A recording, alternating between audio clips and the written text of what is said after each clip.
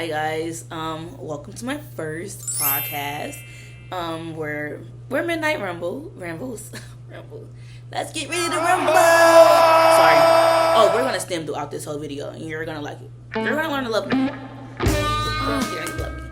Anyways, it's called Midnight Rambles, and it's just late night rambles. Always gonna have this beautiful background of late night until I move. And we're just gonna talk about random things and topics. And so I think tonight's topic is gonna be it's gonna be a heavy topic. We're gonna talk about mental health in the Black communities.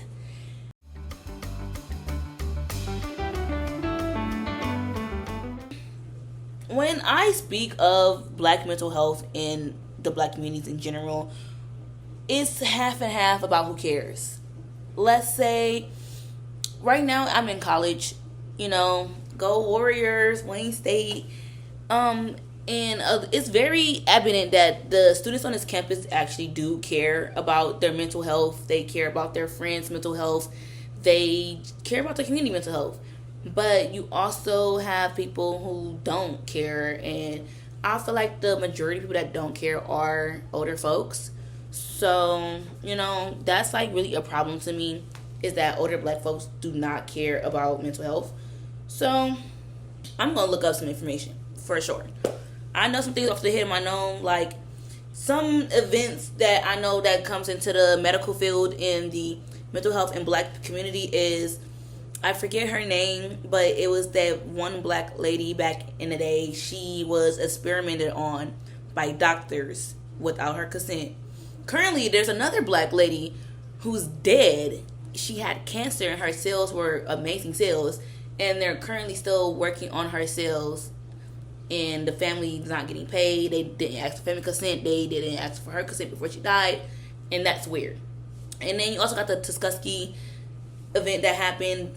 We were experiments. We as a Black community have always been a experiment to the medical field, and I do know that's why we don't trust the medical field, medical system, and I think that's why we as Black people should start entering said field so we can begin to start trusting it again. I personally don't trust the medical field. If it's not a POC doctor taking care of me, I will not go. If I know my doctor is not a POC, a person of color, I'm not gonna go. I'm gonna cancel that appointment. Oh, I'm sorry, can't make it. I won't be there. I'd rather be sick and die.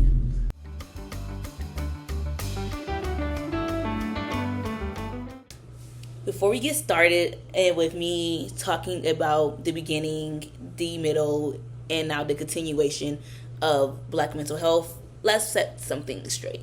Okay? One, I have a speech impediment. I cannot pronounce certain words correctly. I will say it incorrectly, and that's okay. We all live and we learn. We all have different kind of things wrong with us. We all are different people. Nobody is the same. I'm also currently eating a cucumber salad. It's almost done. And I'm drinking cranberry juice out my slug mug. I love my slug mug. In the middle it's like slow to sloth down, and the inside is so cute. Slow down, don't overdrink, calm down.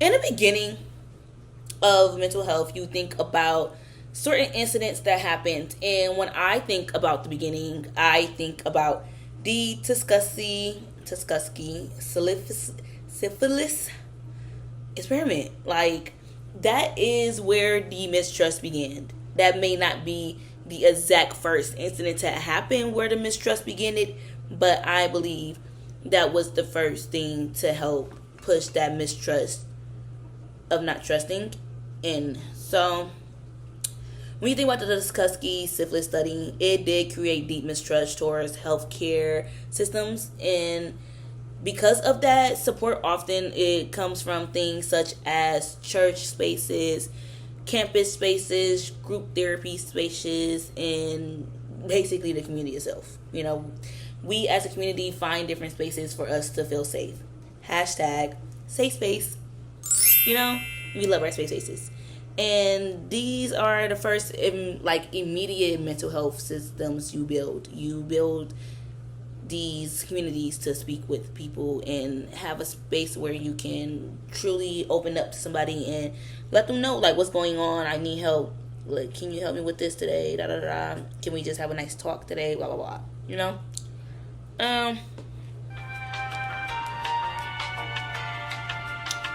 As time comes,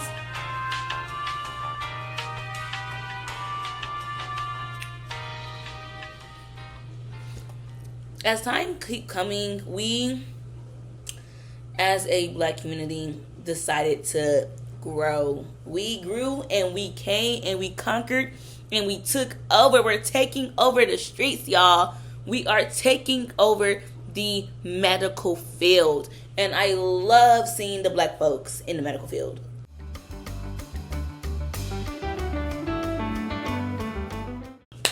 Now, when I think about one major figure that comes with black mental health that I do look up to would be Bebe Moore Campbell. She helped the community bring national attention to the mental health, and she also helped with like the National Alliance on Mental Health Illness. And thanks to her, she did get that stepping stone that we have the Mental Health Illness Awareness for Minorities in July. The Bebe Moore one, she's really a good stepping stone. Like, if you guys want to like hear more about her or read more about her, you know, look her up. She's really amazing. One of the few black women out there that helped us get that stepping stone in this community.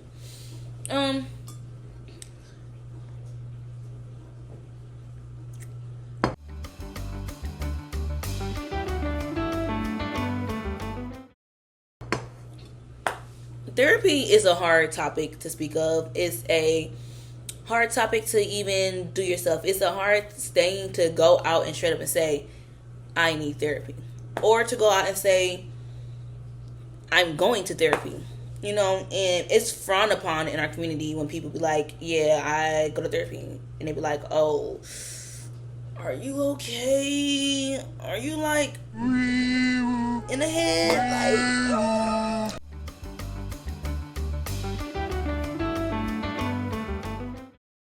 so we started that group therapy session, and it was like one of the best things I remember about high school. Like, I had the opportunity to talk with other like-minded people who thought they was down, and I was able to be there to help uplift them while also having them help uplift me. Knowing that somebody else is going through something just as worse or even bad than I was doing, and knowing that they still strive to be better and that they encourage me to be better, made me want to be happier and better myself. And I do generally think there are different kinds of therapy. There's not just the traditional one-on-one, I go bitch on the couch about what's going on, and you just sit there diagnosing me, yeah, this bitch will fuck. You know, that's not the only kind of therapy, guys. And, you know, as a future art therapist, yes, guys, future art therapist, as a future art therapist, I strive to wanting to be an art therapist for neurodiverse children and the black youth, because it starts with children. Everything we do, it starts with our children. It starts with the young. It starts with our youth. We have to go back into our communities and help the youth and the young be better than what we were. We have to encourage them to want to be better than what we was, to want to have something for their life. And so I feel as if becoming an art therapist for children is my biggest helping step and goal. Like, I don't think there's anything else I would want to do with my life at this point right now. Be an art teacher, probably, that's it. But I genuinely believe helping children heal through art and finding a way to creatively express themselves is an amazing job and opportunity to have. You know, is truly a amazing opportunity to even go to school knowing that I'm going to become a future art therapist. It's such a thrill, you know. But I feel like we need to start teaching people that there's other kind of therapies. You have art therapy, you have music therapy, you have sound therapy, you have traditional therapy. It's a long list. Like, list goes on. Are you telling me what? We can all go. We can all live together. Guys, yes, there's STEMI. Wait, y'all not Walking Dead. We can all We can live all together. live together. We can all live together. Bro, anyways, right? Let's talk more about mental health.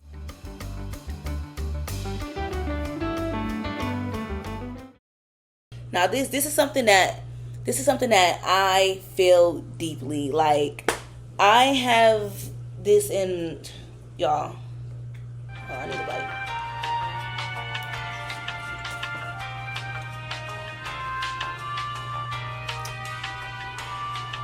Yeah. So, something that I noticed, you probably noticed this too in your own family. Ain't gonna lie, God, we noticed this. Is that in black families, we try to hide things that goes on in the house, you know? And it's not because that they don't care about that what's happening, but because they're ashamed and the culture that they grew up in. And, you know, like, the generations that mistrust in the beginning, the generations bring it down. It kept coming down. It's sad, you know? And, like, the idea of keep it in the family or don't let nobody see your problems, that's where it's, like, really hard. Like, it comes from a history where, like, being vulnerable and sensitive and things, it can be dangerous. The saying that men shouldn't cry, being a kid with hella older siblings, I never seen my brothers cry. Unless somebody in the family died, never seen them cry.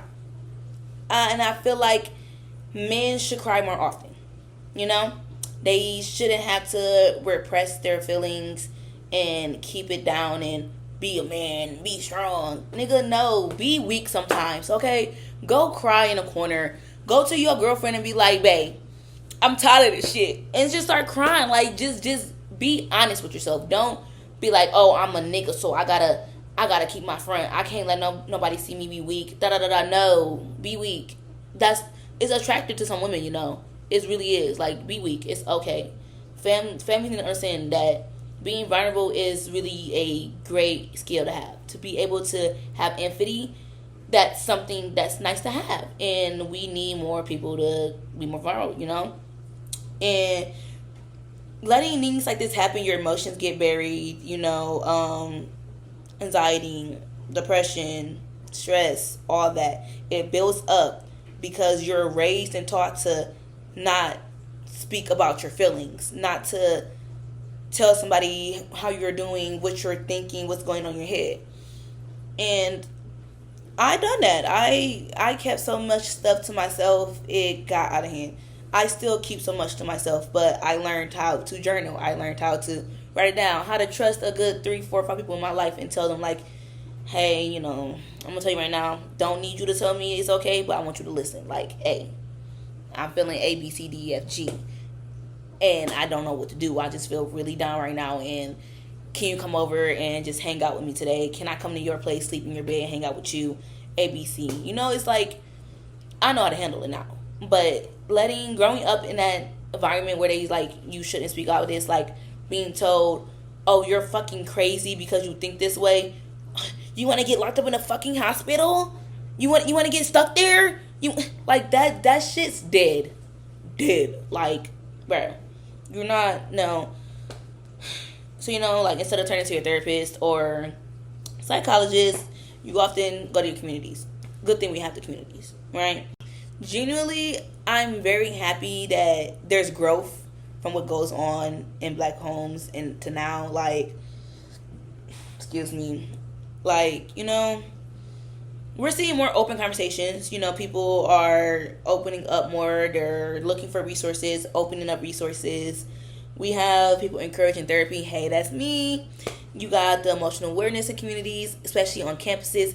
I am so happy to be in a time where on college campus it's a huge thing to speak about mental health. And I love when we have mental health events on campus. I strive for those. I love them. We have a lot of mental health organizations on campus. Matter of fact, do you go to Wayne State? You go to Wayne State? Let me tell y'all. If you go to Wayne State and you're watching me, bro, all these orgs. We do need ASO back though. Miss them. Miss Abso, we do need Abso back. But all these orgs, go to one. Go to one.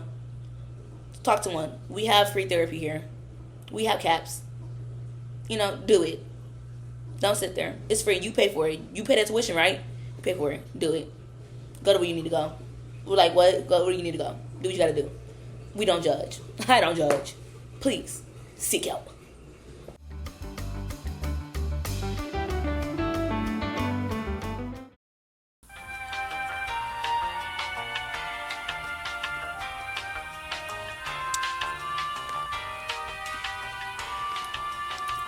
No, you don't. Okay, let's get into the topic of stigmas. Okay, not next. We're gonna talk about healing, but right now, stigmas. Okay, I touched on this already a little, but for many families, going to therapy or talking about mental health is still like seen as something that for other people, or even like it's a sign that you're weak. Is crazy. There's this mindset where you like should handle things on your own, or pray through it, or tough it out, and that stigma is like really limiting to us as a group. It stops people from getting help when they need it. It keeps emotion bottled up, which, like we talked about earlier, it can definitely affect families across generations.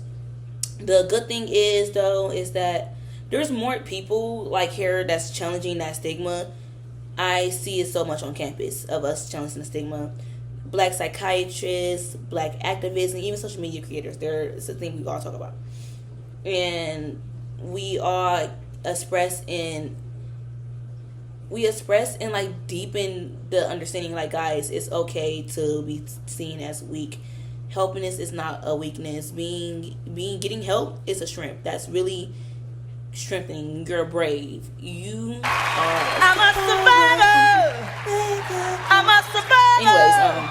Anyways, you're brave. You're a survivor. You're truly like one of one. You're so brave. Like, I'm so proud of you. If you went and seek help, you inspired me. You're amazing. Like, not seeking help is crazy. Like, go do that. It's very helpful, guys. I'm gonna keep saying it. But therapy, counseling, talking to someone, it's trust. It's a growth. It's a mindset of growth. It's a mindset of understanding. And it's a important step, because once the stigma starts to show or break down, that's like when real conversations happen. Like, you get real conversations, you get real support, you get to actually feel like you're healing, and you begin. So I genuinely do believe we need to break down the stigma of what's happening, because you're not weak if you ask for help. Truly, you're not. And please, just seek help. It's fine.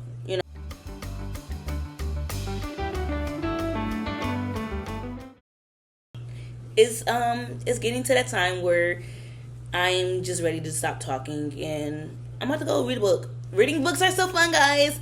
Yes. Here's my book collection if you want to like see it. It's a short book collection of books. It's so pretty, right? Right. I only read like 8 of them fully, but it's okay. But let's wrap this up and talk about, healing. And in Black communities, healing is not just about surviving. It's not just going to the doctors and the therapists and boom, you're automatically healed. No, it's about finally having them family conversations. Them conversations where you're opening up, telling them about what's going on, talking to friends, connecting with people, offline, online, all that. That's healing, And healing is different from everybody else. The way people heal is never the same. We do not heal the same. We do not grow the same. We do not speak the same. We do not look the same. We are all different people. Our biological makeup is different. We all are different in some form of way. Yes, we have similar looks, similar ways of speaking, similar ways of thinking, but we're not the same people. We're not. And healing for everybody can be different, And I'm not fully healed, but I am healed enough to know where to go, what to do, and how to express myself if I know I can't express it vocally, And it's very exciting for me to see like our younger generation actually care about their health and mental health and seeking help and speaking of it. And it shows so much improvement throughout our generation that we actually care. Like, wow, guys, we're starting to care again. We care. It's good. It's good. You know, it's good that we care. And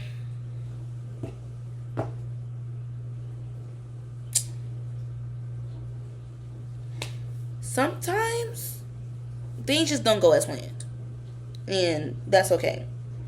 It's just really time for us to stop, think about that stigma of life, and start speaking up about things generally. And it's about that time yeah.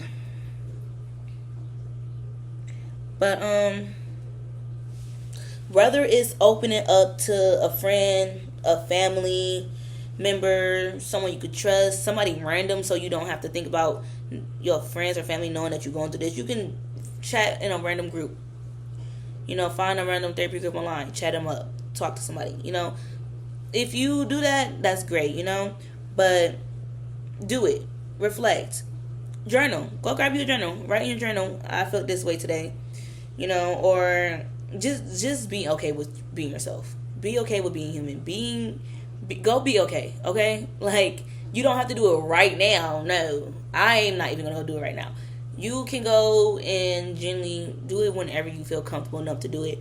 But I really want you guys to actually go and think. Sit there and dump your head out. Sit there and try to go speak to somebody about what's going on in your life. You know, and I'm proud of you if you do that. You know, that's really shows strength. That takes a lot to do anything like that. That's strength. That's improvement. That's healing. That's amazing, you know? And, you know, if you're listening, you're watching this video, got me tuned out in the background, just playing around, you know, I'd thank you for actually listening to this conversation, at least, you know? And remember that you're not alone. You're never alone. If you think you're alone, guess what? I'm there behind you. Mama says a girl behind you. That's me. Mommy, a girl behind you. There's a girl behind you. That's me. What are you? You know, just take time to breathe. Take time to understand. And, you know, come back. You know, subscribe. You know, hit me up. And thank you. Like, guys, generally, this is a all over the place podcast. This very chaotic first episode though. We're gonna get on type shit though. We're gonna wrap this up and get on a tight ship. You know, we're gonna get this together. We will. But thank you for listening. And it takes one conversation to feel better and healed and lighter. So y'all go do that. Bye.